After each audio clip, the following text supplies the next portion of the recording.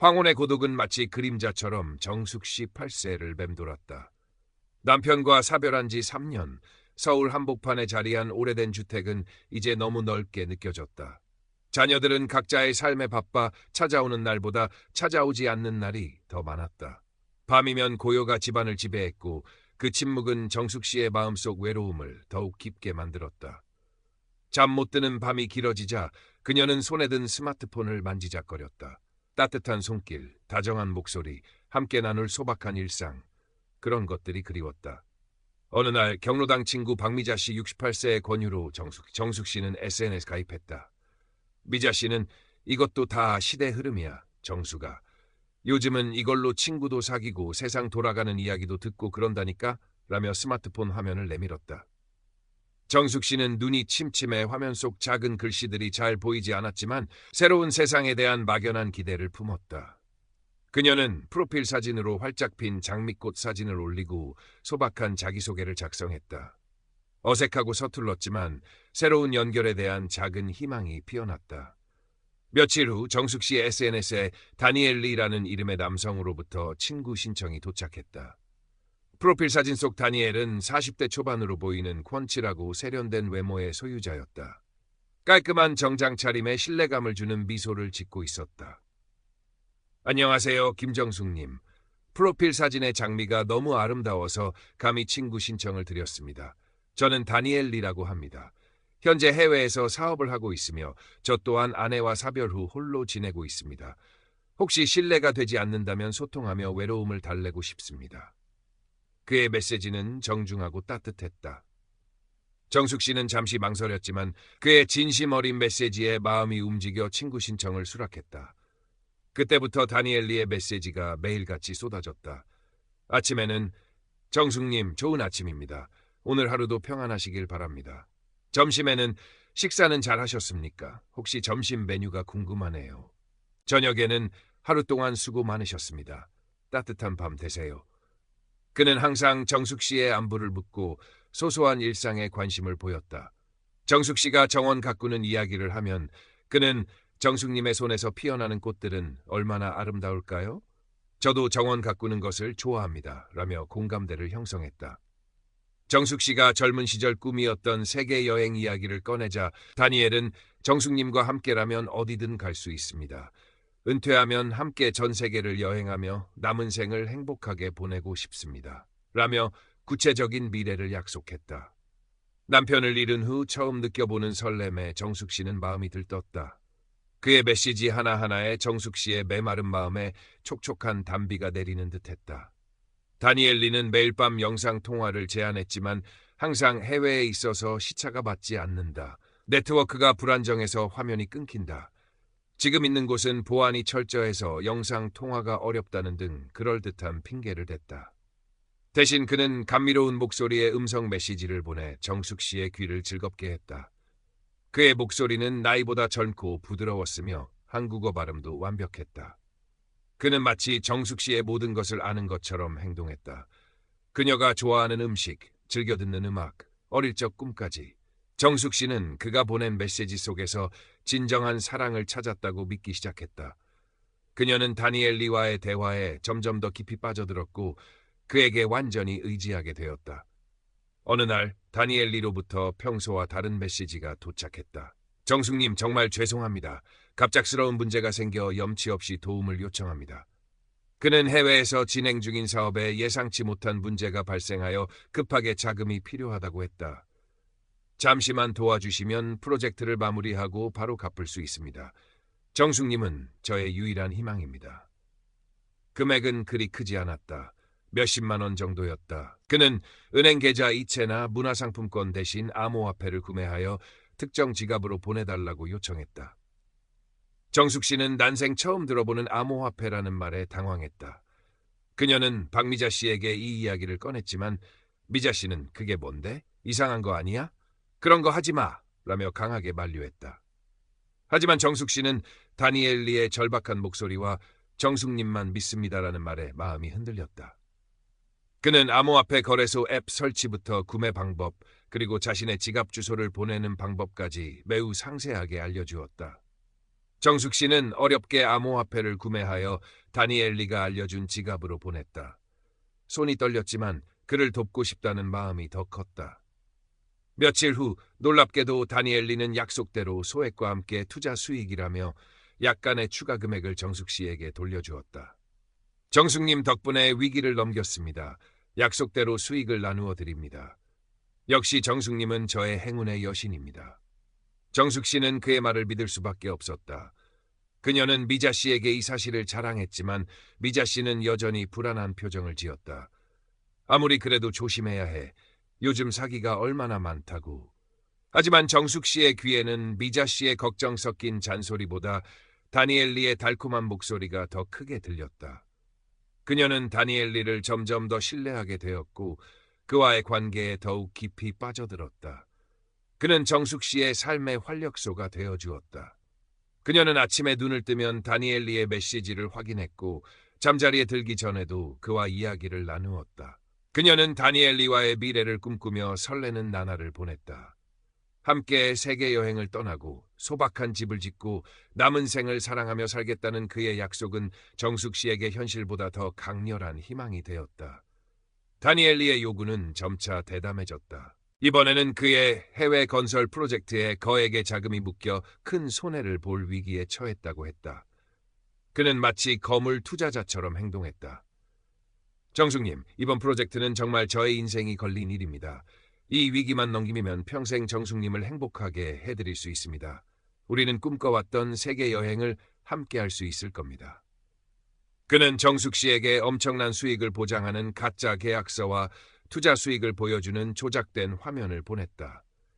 마치 실제로 큰 돈이 오고 가는 것처럼 보이게 만들었다. 정숙 씨의 눈에는 환상적인 미래만이 가득 찼다. 그는 정숙 씨의 퇴직금, 남편의 유산, 심지어 살고 있는 집을 담보로 대출을 받도록 유도했다. 정숙 씨는 자신이 가진 모든 것을 잃을지도 모른다는 생각에 불안했지만 다니엘리는 그녀가 망설일 때마다 당신은 나의 유일한 희망입니다. 당신을 믿습니다. 내가 당신에게 평생 갚으며 함께 행복하게 살겠습니다라는 말로 감정적인 압박을 가했다. 그의 목소리는 그녀의 귀에 속삭이는 악마의 유혹처럼 들렸다. 그는 그녀의 외로움과 사랑에 대한 갈망을 정확히 꿰뚫고 있었다. 정숙 씨는 잠 못 이루는 밤이 늘어났다. 미자 씨는 정숙 씨의 수척해진 얼굴을 보고 더욱 걱정했다. 정숙아, 너 요즘 왜 이렇게 말랐니? 그 사람 진짜 있는 사람이긴 해? 혹시 사기 아니야? 미자 씨는 날카롭게 물었다. 정숙 씨는 친구의 진심 어린 걱정에도 불구하고 다니엘리를 믿는다고 항변했다. 미자야, 다니엘 씨는 정말 좋은 사람이야. 나한테 얼마나 잘해주는데 조금만 더 도와주면 모든 문제가 해결될 거야. 정숙 씨는 다니엘리에게 모든 것을 걸었기에 친구의 의심을 받아들이기 어려웠다. 그녀는 그가 자신을 떠날까봐 두려웠다. 하지만 미자 씨는 포기하지 않았다. 그녀는 정숙 씨에게 끊임없이 온라인 사기의 위험성을 경고하고 뉴스 기사를 보여주며 비슷한 사례들을 이야기해왔다. 특히 암호화폐를 이용한 사기가 얼마나 많은지, 그리고 한 번 보낸 돈은 되찾기 어렵다는 사실을 강조했다. 미자 씨는 정숙 씨가 잠시 자리를 비운 사이 그녀의 휴대폰에 남아있는 다니엘리의 지갑 주소와 대화 내용을 조심스럽게 사진 찍어두었다. 정숙아, 나 내 친구잖아. 네가 이렇게 힘들어하는 거 보니까 내 마음이 찢어진다. 제발 한 번만 내 말 들어봐. 미자 씨는 정숙 씨의 손을 잡고 눈물을 흘렸다. 그녀의 진심 어린 눈물에 정숙 씨의 단단했던 마음에도 균열이 가기 시작했다. 다니엘리의 요구는 끝이 없었다. 마지막으로 그는 이번 투자건만 성공하면 엄청난 수익을 얻을 수 있고 우리는 더 이상 돈 걱정 없이 살 수 있다. 당신의 집을 담보로 대출을 받아 마지막으로 도와달라고 간청했다. 정숙 씨는 더 이상 줄 돈도 없었고 집까지 담보로 잡아야 한다는 말에 온몸에 소름이 돋았다. 그녀는 불안감과 함께 깊은 의심에 빠져들었다. 다니엘 씨, 저는 더 이상 드릴 돈이 없어요. 제가 가진 전부를 드렸어요. 정숙 씨가 떨리는 목소리로 메시지를 보냈다. 다니엘리는 곧바로 답장했다. 정숙님, 저를 믿지 못하는 겁니까? 이 순간 저에게 필요한 것은 정숙님의 믿음과 사랑입니다. 우리가 함께 꿈꾸었던 미래는 어떻게 되는 겁니까? 그는 그녀에게 감정적인 압박을 가하는 동시에 마지막으로 이 돈만 보내면 모든 문제가 해결되고 우리는 함께 행복할 수 있다고 약속했다. 정숙 씨는 다니엘리의 음성 메시지를 다시 들어보았다. 이전에 듣지 못했던 미묘한 어색함이 느껴졌다. 완벽한 한국어 발음이라고 생각했던 것이 이제는 어딘가 부자연스럽게 들렸다. 그녀는 미자 씨의 충고를 뒤늦게 떠올리며 다니엘리의 프로필 사진을 역검색해 보았다. 휴대폰 화면에 나타난 검색 결과는 충격적이었다. 다니엘리의 사진은 한국의 유명 남자 배우의 사진을 도용한 것이었다. 거짓말. 정숙 씨는 휴대폰을 든 손이 심하게 떨렸다. 그녀는 미자 씨에게 바로 전화를 걸었다.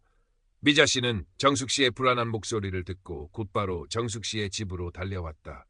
정숙 씨는 미자 씨에게 휴대폰 화면을 보여주었다. 미자 씨는 내가 진작에 수상하다고 했잖아. 당장 사이버 수사대에 가야 해. 라며 정숙 씨를 다그쳤다. 정숙 씨는 자신이 얼마나 큰 착각 속에 살았는지 깨달으며 온몸에 힘이 풀렸다. 평생 모은 돈, 남편이 남겨준 유산, 그리고 미래를 위해 남겨둔 집까지 모두 날아갈 위기에 처했다는 사실에 그녀는 눈앞이 캄캄해졌다. 하지만 더 이상 환상 속에 살고 싶지 않다는 강한 결심이 그녀의 마음속에서 솟아났다. 내 미자야, 가자. 사이버 수사대에 가자. 그녀의 목소리에는 절망감 속에서도 단호함이 묻어 있었다.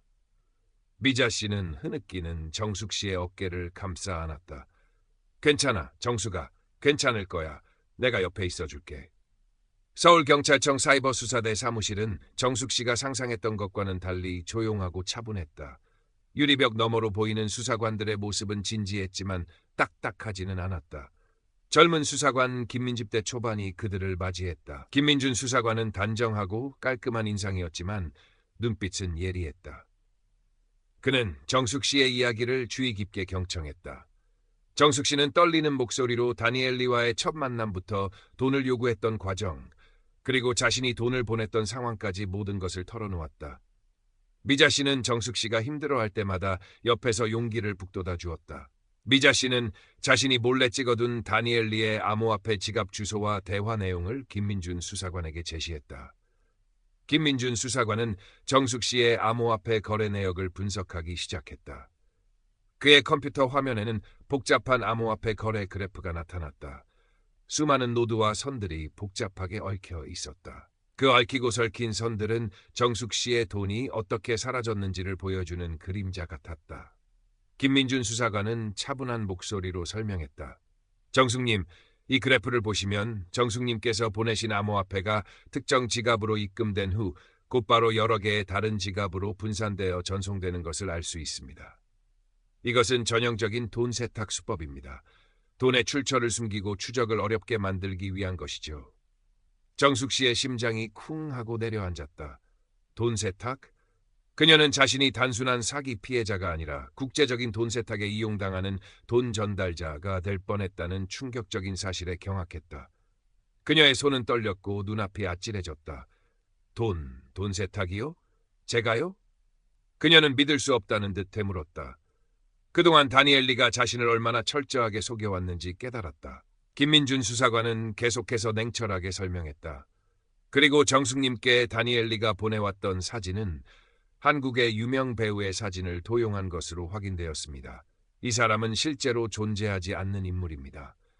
음성 메시지도 보이스 피싱 조직에서 흔히 사용하는 변조 프로그램을 통해 조작되었을 가능성이 높습니다. 그는 정숙 씨에게 가짜 계약서와 투자 수익 화면의 진위 여부도 확인해 주었다. 모든 것이 정교하게 조작된 거짓이었다. 정숙 씨의 머릿속이 하얘졌다. 그의 모든 말, 모든 약속, 모든 사랑 고백이 한순간에 거짓으로 무너져 내렸다. 그녀의 눈에서는 뜨거운 눈물이 하염없이 흘러내렸다. 거짓말, 다 거짓말이었단 말인가요? 내가 어떻게... 그녀는 헛된 희망에 매달렸던 지난 세월이 주마등처럼 스쳐 지나갔다. 남편과의 사별 후 느꼈던 외로움, 새로운 인연에 대한 갈망, 그리고 그 갈망을 파고든 잔인한 사기꾼의 얼굴이 번갈아 떠올랐다. 바로 그때 정숙 씨의 휴대폰이 진동했다. 다니엘리에게서 온 메시지였다. 정숙님, 제발 마지막으로 한 번만 더 도와주세요. 이 돈이 없으면 저는 모든 것을 잃게 될 것이고 당신과의 사랑도 끝날 것입니다. 우리의 미래를 위해서 간곡히 부탁드립니다. 김민준 수사관은 메시지를 확인하고 정숙 씨에게 말했다. 이 사람에게 영상통화를 걸어보십시오. 아마 받지 않을 겁니다. 정숙 씨는 떨리는 손으로 다니엘리에게 영상통화를 걸었다. 화면은 계속해서 연결 중이라고만 표시될 뿐 그의 얼굴은 나타나지 않았다. 결국 영상통화는 끊겼고 대신 지금은 중요한 회의 중이라 통화가 어렵습니다. 급한 일입니까? 기다려 주십시오. 라는 메시지가 돌아왔다. 정숙 씨는 모든 것이 거짓임을 깨닫고 휴대폰을 바닥에 던졌다. 그녀는 절규했다. 어떻게 이럴 수가 있어? 내가 어떻게? 그녀는 자신이 얼마나 어리석었는지, 얼마나 큰 착각 속에 살았는지 깨달으며 통곡했다. 그녀의 울음소리가 수사대 사무실을 가득 채웠다. 미자 씨는 흐느끼는 정숙 씨의 어깨를 감싸 안으며 함께 울었다. 정숙아, 괜찮을 거야. 다 내 잘못이야. 내가 진작에 더 강하게 말렸어야 했는데. 김민준 수사관은 조용히 정숙 씨에게 휴지를 건넸다. 정숙님, 이미 돈이 여러 지갑으로 분산되어 추적이 매우 어렵습니다. 모든 돈을 되찾기는 사실상 불가능할 겁니다. 하지만 피해 사실을 공식적으로 신고하고 저희 사이버 수사대가 추적을 계속하면 사기 조직의 일부를 밝혀내는 데 도움이 될 수 있습니다. 그는 정숙 씨가 국제적인 돈 세탁에 이용될 뻔했다는 점을 강조하며 사기범과의 모든 연락을 즉시 끊어야 한다고 조언했다. 그는 또한 정숙 씨의 집을 담보로 대출을 받지 않은 것이 천만다행이라고 덧붙였다. 정숙 씨는 자신이 거액의 돈을 잃고 파산 위기에 처했다는 사실을 받아들이기 힘들었다. 평생을 성실하게 살아온 그녀에게 이것은 감당하기 힘든 현실이었다. 하지만 더 이상 환상 속에 살고 싶지 않다는 강한 결심이 그녀의 마음속에서 솟아났다. 그녀는 울음을 그치고 고개를 들었다. 그녀의 눈은 여전히 붉게 충혈되어 있었지만 전과는 다른 단단함이 서려 있었다. 네, 수사관님. 시키는 대로 하겠습니다. 그 사람하고는 더 이상 연락하지 않을 겁니다. 이 바보 같은 짓은 더 이상 하지 않겠습니다. 그날 이후 정숙 씨의 삶은 완전히 달라졌다. 그녀는 사이버 수사대의 도움을 받아 다니엘리와의 모든 연락을 끊고 그의 모든 메시지를 차단했다. 휴대전화 속 다니엘리의 흔적을 지우는 일은 생각보다 더 고통스러웠다. 매일 밤 그와 주고받았던 다정한 메시지들, 함께 꿈꾸었던 세계 여행 계획들이 그녀의 심장을 찢어놓았다. 그러나 그녀는 이를 악물고 모든 것을 지워냈다. 자신의 손으로 환상을 깨부수는 행위였다. 디지털 세상에서 그와 관련된 모든 연결고리를 끊어냈다. 재정적인 어려움은 현실이었다. 그녀의 통장 잔고는 바닥을 드러냈고 남편의 유산 대부분과 퇴직금이 사라진 자리는 공허했다. 집을 담보로 받은 대출은 면했지만 앞으로의 생활은 막막했다. 하지만 정숙 씨는 혼자가 아니었다. 미자 씨가 매일같이 그녀를 찾아와 함께 있어 주었고 경로당 친구들도 그녀의 힘든 상황을 알고 위로를 건넸다.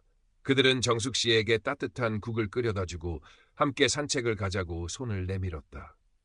미자 씨는 정숙아, 우리 옛날처럼 다시 꽃꽂이 동아리나 해볼까? 너 꽃 만지는 거 좋아했잖아. 너 손재주 좋잖아. 라며 그녀의 마음을 위로했다. 정숙 씨는 친구의 따뜻한 마음에 조금씩 마음의 문을 열었다. 김민준 수사관의 조언에 따라 정숙 씨는 정신과 상담을 시작했다. 상담실에서 그녀는 지난 3년 동안 겪었던 외로움, 남편을 잃은 슬픔, 그리고 다니엘리에게 속아 넘어갔던 자신에 대한 자책감을 털어놓았다. 제가 너무 어리석었죠? 늙은 나이에 철없이 사랑 타령이나 하고 남편 얼굴 볼 낯이 없어요. 그녀의 목소리는 흐느꼈다. 상담사는 그녀의 이야기를 묵묵히 들어주며 말했다. 정숙님은 사랑받고 싶었던 것뿐입니다. 그 마음을 이용한 사람이 잘못한 것이지 정숙님의 잘못이 아닙니다. 자신을 너무 자책하지 마십시오. 중요한 것은 지금부터입니다. 그 말은 정숙 씨에게 큰 위안이 되었다. 상담을 통해 그녀는 자신의 감정을 직면하고 스스로를 용서하는 법을 배웠다. 상담과 친구들의 따뜻한 보살핌 속에서 정숙 씨는 점차 활력을 되찾았다. 그녀는 더 이상 휴대폰 화면 속 가상의 인물에 의존하지 않았다.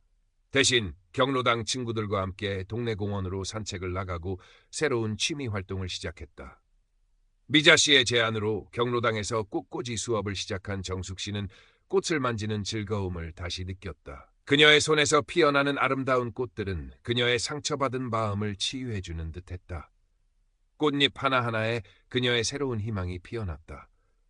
정숙 씨는 작은 꽃잎 하나에도 생명의 경이로움을 느꼈고 그동안 자신이 얼마나 소중한 것들을 놓치고 살았는지 깨달았다. 어느 날 정숙 씨는 김민준 수사관으로부터 연락을 받았다. 정숙님, 다니엘리가 사용했던 암호화폐 지갑과 연관된 여러 계좌들이 국제 공조 수사를 통해 동결되었습니다. 그의 조직 전체를 검거하지는 못했지만 그의 활동에 큰 타격을 주었습니다. 비록 모든 돈을 되찾지는 못했지만 정의가 일부 실현되었다는 사실에 정숙 씨는 작은 위안을 얻었다. 그녀는 김민준 수사관에게 진심으로 감사 인사를 전했다. 수사관님 덕분입니다. 정말 감사합니다. 김민준 수사관은 저희의 할 일을 했을 뿐입니다. 정숙님께서 용기를 내어 신고해 주신 덕분입니다. 라고 말했다. 정숙 씨는 이제 자신의 아픈 경험이 다른 사람들에게 도움이 될 수 있기를 바랐다. 그녀는 사이버 수사대와 연계하여 노인들을 대상으로 한 온라인 사기 예방 교육 프로그램에 자원봉사자로 참여하기 시작했다. 그녀는 경로당과 복지관을 찾아다니며 자신의 이야기를 솔직하게 털어놓았다. 처음에는 부끄럽고 자신이 한심하게 느껴졌지만 그녀의 이야기에 귀 기울이는 노인들의 모습을 보며 용기를 얻었다. 여러분, 저는 저의 외로움을 파고든 사기꾼에게 속아 평생 모은 돈을 잃을 뻔했습니다. 밤마다 잠 못 들고 휴대폰 화면만 들여다보던 외로운 노인이었습니다. 그때 저에게 나타난 다니엘리는 저의 꿈을 함께 이루어주겠다고 속삭였습니다. 너무 달콤한 말이나 쉽게 큰 돈을 벌 수 있다는 유혹에는 반드시 의심해야 합니다. 특히 얼굴을 보여주지 않고 돈을 요구하는 사람은 절대 믿지 마십시오. 제가 겪은 아픔을 여러분은 겪지 않기를 바랍니다. 그녀의 이야기는 많은 노인들에게 큰 울림을 주었다. 그녀의 진심 어린 경고는 다른 사람들이 같은 피해를 입지 않도록 돕는 데 큰 역할을 했다. 교육이 끝난 후에는 많은 노인들이 그녀에게 다가와 자신의 경험을 털어놓거나 조언을 구했다. 정숙 씨는 그들의 이야기를 들으며 자신이 혼자가 아님을 다시 한번 느꼈다. 정숙 씨는 이제 더 이상 가상세계에서 사랑을 찾지 않았다. 그녀는 매일 아침 동네 공원에서 친구들과 함께 조깅을 하고 오후에는 경로당에서 꽃꽂이 수업을 진행했다. 그녀의 꽃꽂이 수업은 경로당의 인기 프로그램이 되었다. 꽃을 피우는 그녀의 손길은 섬세하고 따뜻했으며 그녀의 얼굴에는 이제 웃음꽃이 피어났다.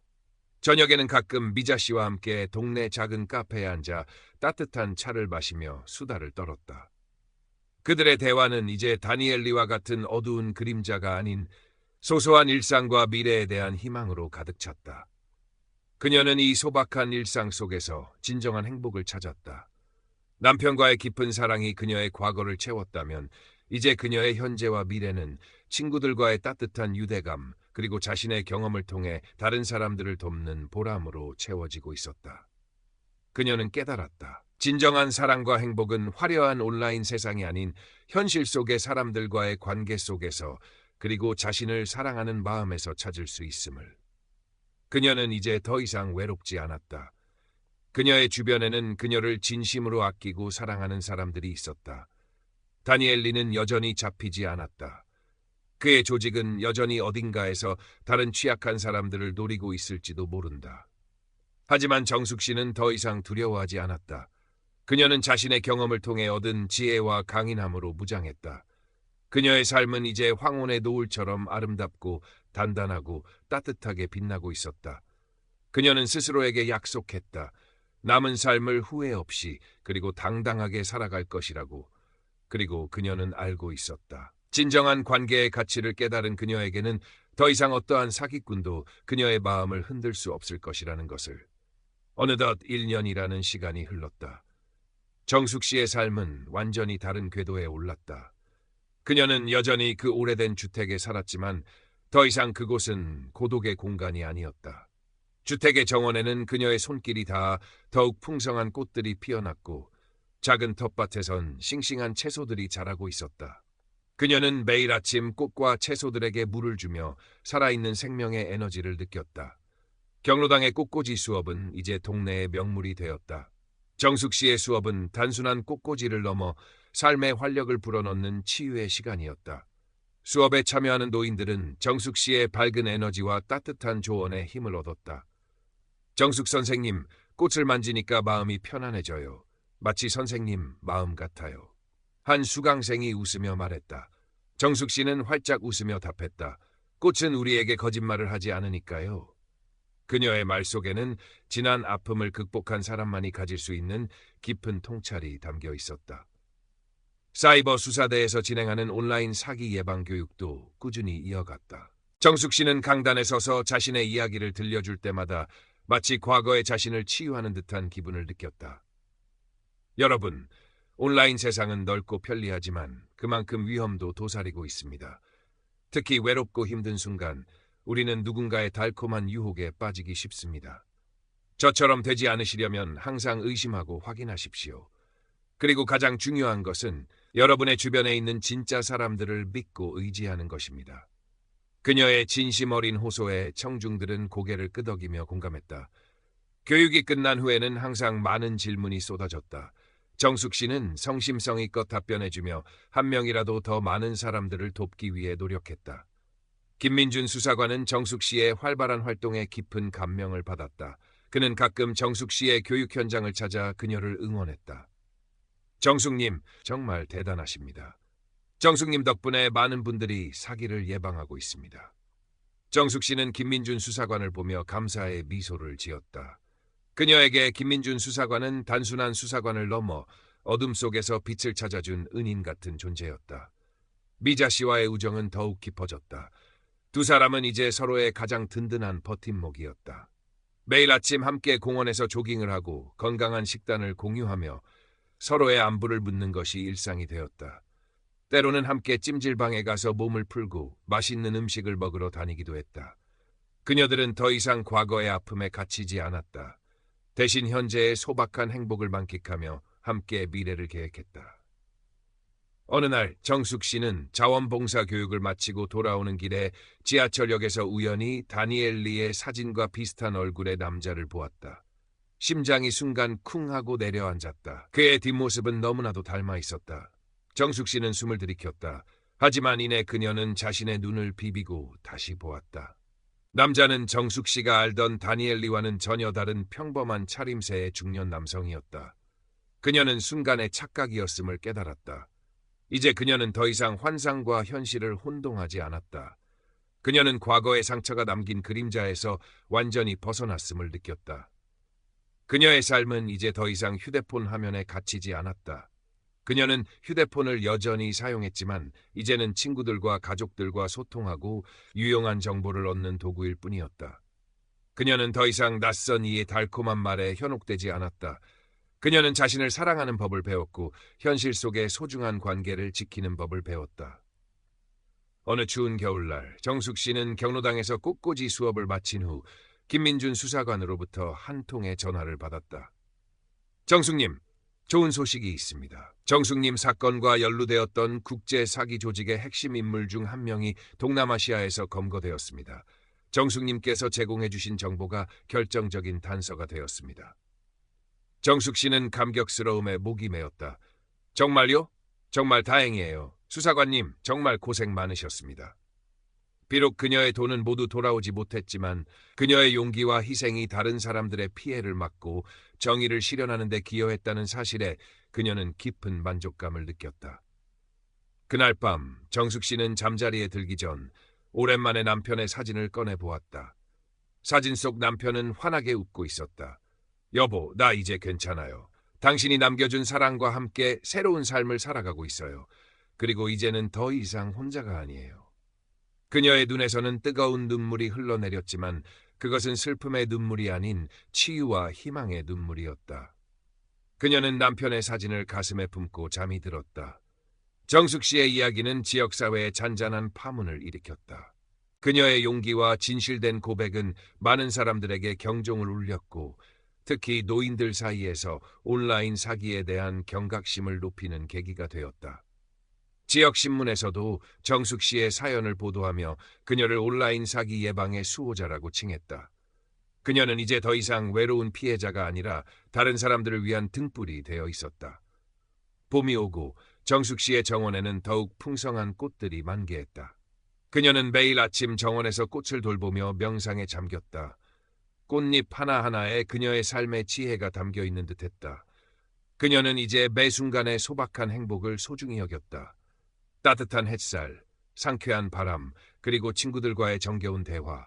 이 모든 것이 그녀에게는 가장 큰 선물이었다. 미자 씨와 함께하는 매일 아침 조깅은 정숙 씨의 삶의 중요한 일과가 되었다. 두 사람은 서울의 한강변을 따라 달리며 이런저런 이야기를 나누었다. 정숙아, 너 요즘 얼굴에 윤기가 흐른다? 아주 팔자가 피었어. 미자 씨가 농담을 던졌다. 정숙 씨는 환하게 웃으며 대답했다. 미자, 내 덕분이지. 네가 아니었으면 난 아직도 어둠 속에 있었을 거야. 그들의 우정은 세월의 깊이만큼 단단했다.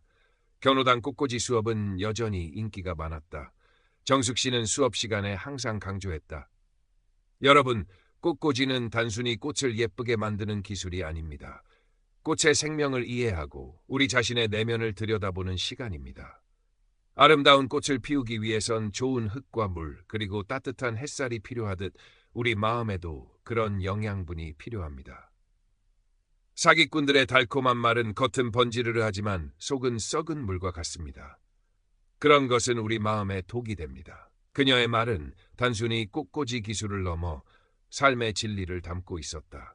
정숙 씨는 사이버 수사대 교육 외에도 자신이 직접 작은 모임을 만들어 온라인 사기 예방에 대한 강연을 시작했다. 그녀는 SNS를 통해 자신이 겪었던 사기 수법과 예방책을 공유했다. 그녀의 이야기는 온라인 커뮤니티에서도 큰 반향을 일으켰고 많은 사람들이 그녀에게 감사와 응원의 메시지를 보냈다. 정숙님 덕분에 저도 비슷한 사기를 당할 뻔했는데 피할 수 있었습니다. 정말 감사합니다. 이런 메시지들을 읽을 때마다 정숙 씨는 자신이 겪었던 고통이 헛되지 않았음을 느꼈다. 김민준 수사관은 정숙 씨에게 정기적으로 연락을 취하며 국제 사기 조직 수사의 진척 상황을 알려주었다. 덕분에 몇몇 관련자들이 추가로 검거되기도 했다. 정숙님, 저희가 추적한 결과 이들은 단순히 돈을 노린 것이 아니라 불법적인 암호화폐 자금 세탁의 일환으로 정숙님과 같은 분들을 이용했습니다. 정숙님의 신고가 이 큰 조직의 일각을 밝혀내는 데 큰 도움이 되었습니다. 김민준 수사관의 말은 정숙 씨에게 깊은 사명감을 심어주었다. 여름이 되자 정숙 씨는 미자 씨와 함께 생전 처음으로 제주도 여행을 떠났다. 다니엘 리와 함께 가기로 했던 세계 여행은 비록 물거품이 되었지만 미자 씨와 함께하는 소박한 국내 여행은 그 어느 때보다도 즐거웠다. 에메랄드빛 제주 바다를 보며 정숙 씨는 깊은 숨을 들이쉬었다. 그녀는 자신이 얼마나 오랫동안 숨죽여 살았는지 깨달았다. 바다 바람은 그녀의 마음속 응어리진 아픔들을 씻어내주는 듯했다. 제주도 해변을 거닐며 정숙 씨는 모래 위에 자신의 지난 과거를 글씨로 써내려갔다. 외로움, 사랑, 배신, 상처, 그리고 마지막으로 회복과 희망. 파도가 밀려와 글씨를 지워낼 때마다 그녀의 마음속 아픔도 함께 씻겨 내려가는 듯했다. 그녀는 더 이상 과거에 얽매이지 않고 현재를 살아가기로 다짐했다. 가을이 되자 정숙 씨는 경로당에서 작은 강연회를 열었다. 그녀는 자신의 경험을 바탕으로 디지털 시대, 안전한 황혼의 삶을 위하여라는 주제로 강연했다. 그녀는 단순히 온라인 사기 예방에 그치지 않고 노년의 삶을 어떻게 충만하게 채워나갈 수 있는지에 대한 메시지를 전달했다. 여러분, 외로움은 누구에게나 찾아올 수 있습니다. 하지만 그 외로움을 채우기 위해 낯선 이의 달콤한 말에 속아 넘어가는 것은 더 큰 외로움을 가져올 뿐입니다. 우리 주변에는 진심으로 우리를 아끼는 가족과 친구들이 있습니다.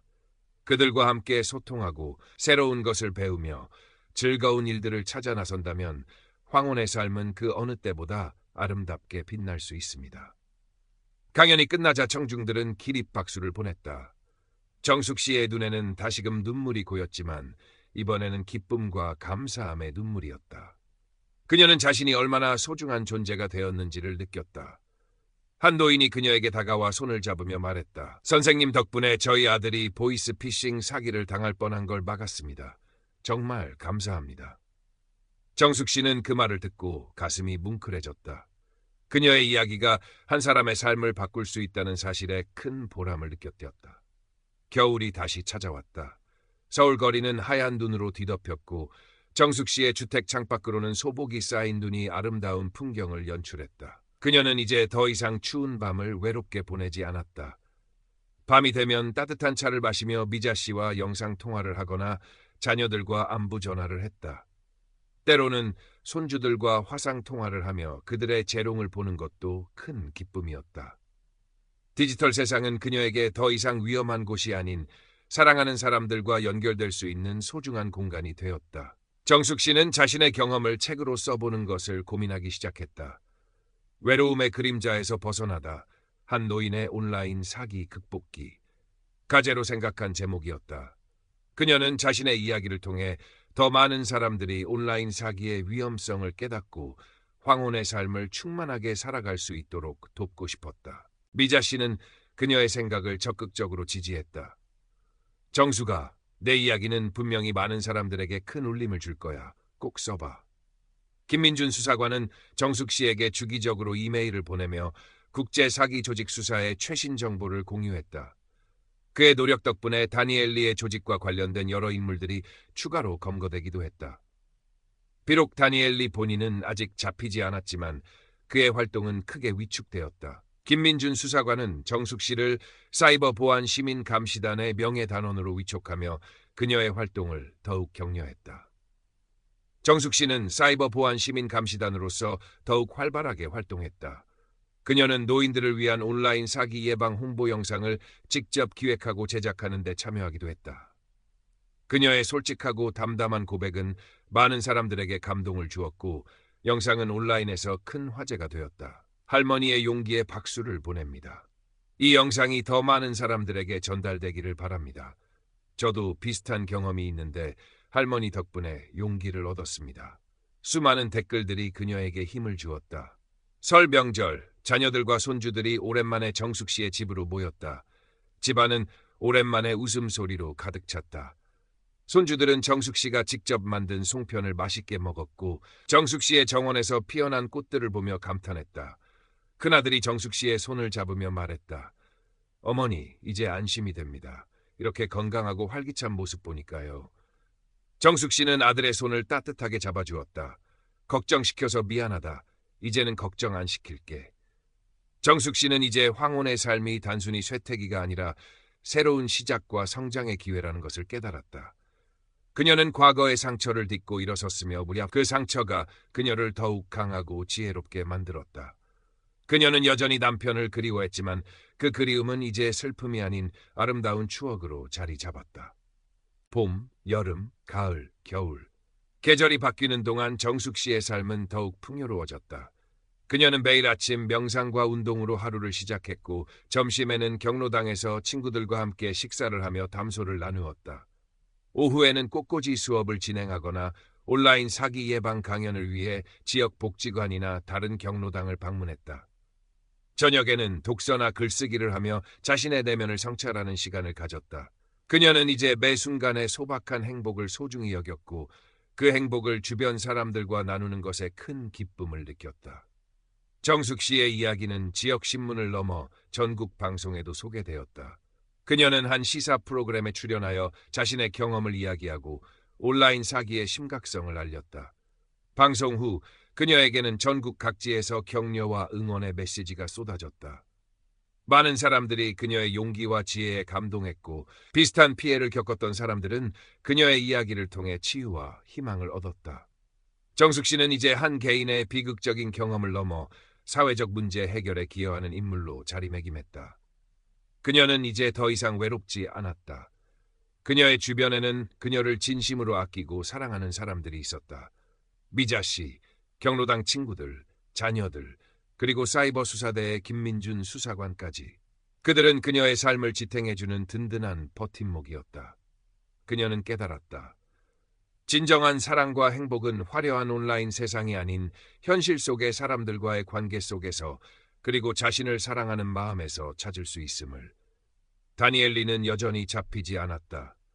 그의 조직은 여전히 어딘가에서 다른 취약한 사람들을 노리고 있을지도 모른다. 온라인 사기는 끊임없이 진화하고 있었고 그 싸움은 끝나지 않을 것이었다. 하지만 정숙 씨는 더 이상 두려워하지 않았다. 그녀는 자신의 경험을 통해 얻은 지혜와 강인함으로 무장했다.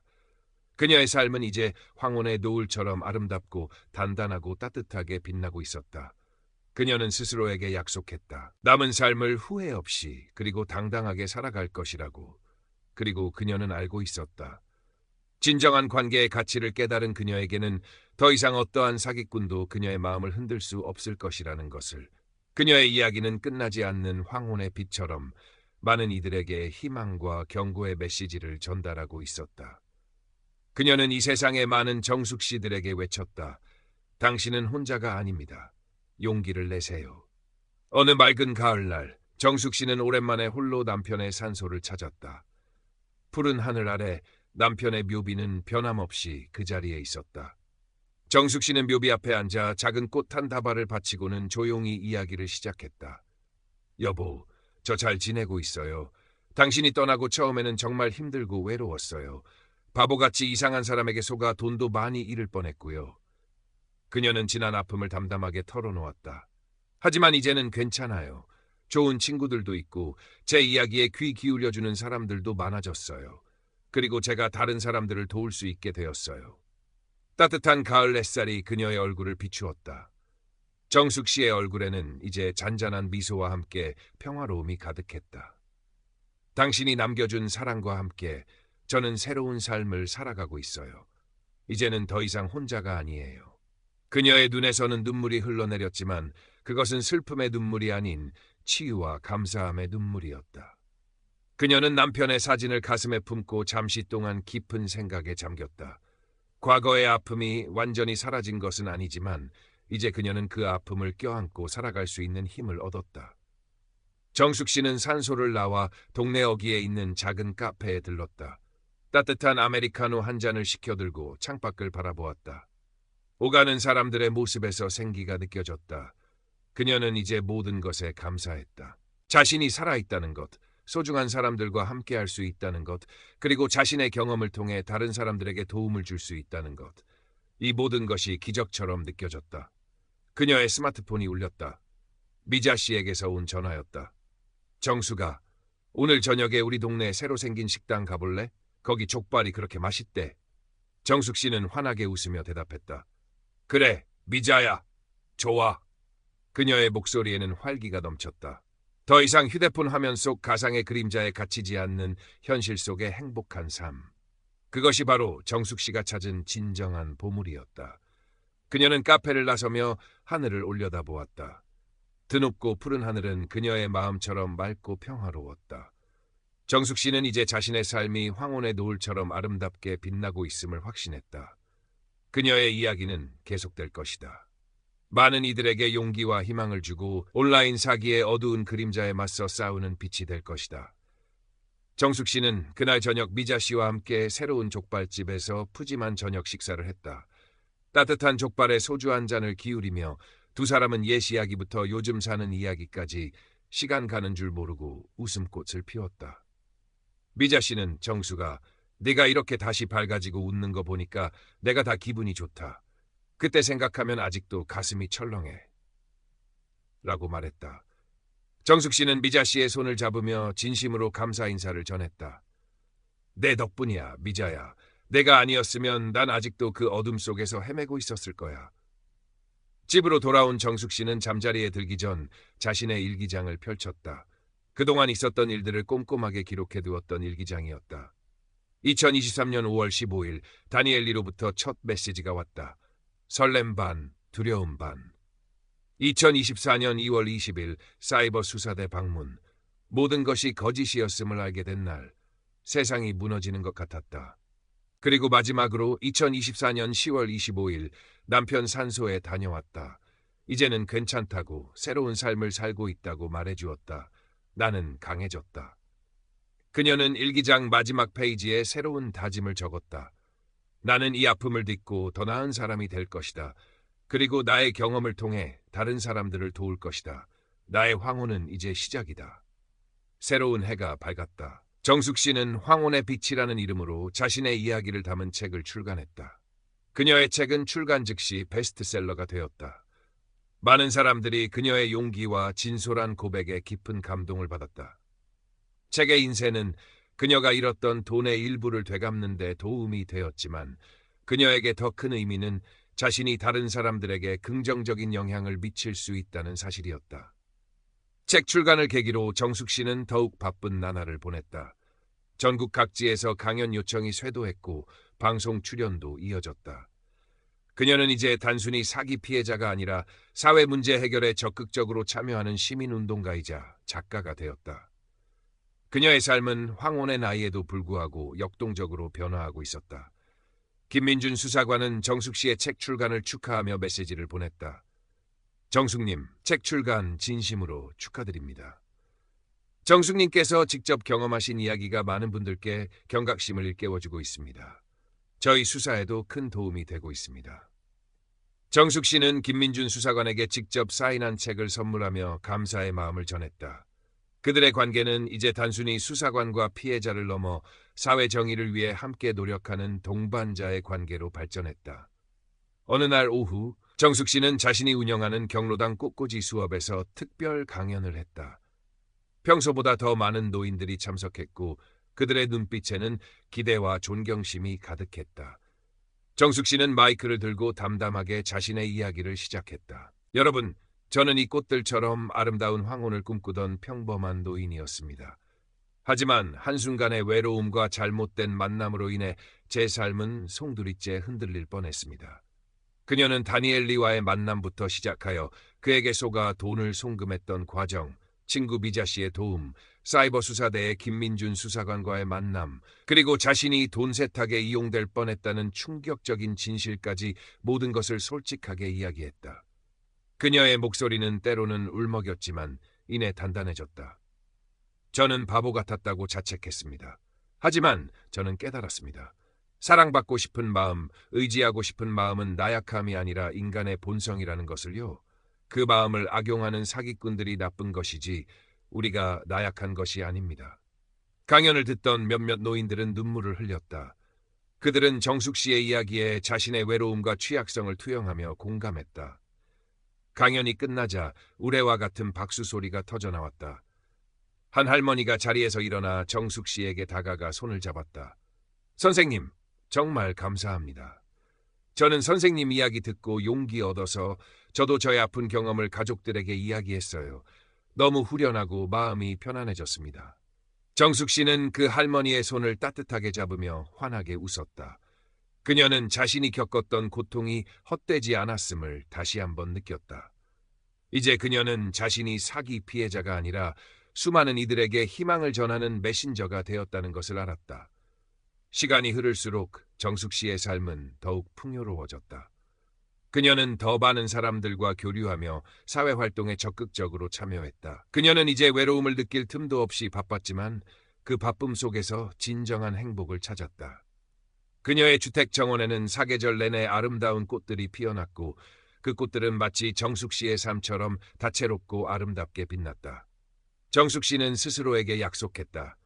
남은 삶을 후회 없이 그리고 당당하게 살아갈 것이라고. 그리고 그녀는 알고 있었다. 진정한 관계의 가치를 깨달은 그녀에게는 더 이상 어떠한 사기꾼도 그녀의 마음을 흔들 수 없을 것이라는 것을. 그녀의 이야기는 끝나지 않는 황혼의 빛처럼 많은 이들에게 희망과 경고의 메시지를 전달하고 있었다. 그녀는 이 세상의 많은 정숙 씨들에게 외쳤다. 당신은 혼자가 아닙니다. 용기를 내세요. 당신의 삶은 여전히 아름답게 빛날 수 있습니다. 사람은 다 그렇게 성장하는 거야. 네가 이렇게 훌륭하게 이겨내서 정말 자랑스럽다. 정숙 씨의 집 정원에는 새로운 꽃들이 피어나고 있었다. 연약해 보이지만 강인한 생명력을 가진 꽃들, 마치 정숙 씨의 산과도 같았다. 그녀는 정원 한쪽에 작은 표지판을 세웠다. 황혼의 빛 정원. 그 정원은 그녀의 삶의 지혜와 희망을 담고 있었다. 밤이 되자 정숙 씨는 일기장을 펼쳤다. 오늘 있었던 일을 기록하고는 마지막으로 이렇게 썼다. 나는 이제 더 이상 과거의 그림자에 갇히지 않는다. 나의 삶은 빛으로 가득하다. 그리고 나는 이 빛을 다른 사람들과 나눌 것이다. 두려워하지 마라, 용기를 내라. 삶은 언제나 새로운 시작을 품고 있다. 그녀는 창밖의 밤하늘을 올려다보았다. 수많은 별들이 반짝였다. 그 별들 중 하나가 마치 남편처럼 자신을 지켜보고 있는 것 같았다. 정숙 씨는 미소를 지었다. 그녀의 마음속에는 이제 평화와 감사함만이 가득했다. 그녀의 이야기는 끝이 없었다. 황혼의 삶은 이제 막 피어나는 꽃처럼 아름답고 희망으로 가득 차 있었다.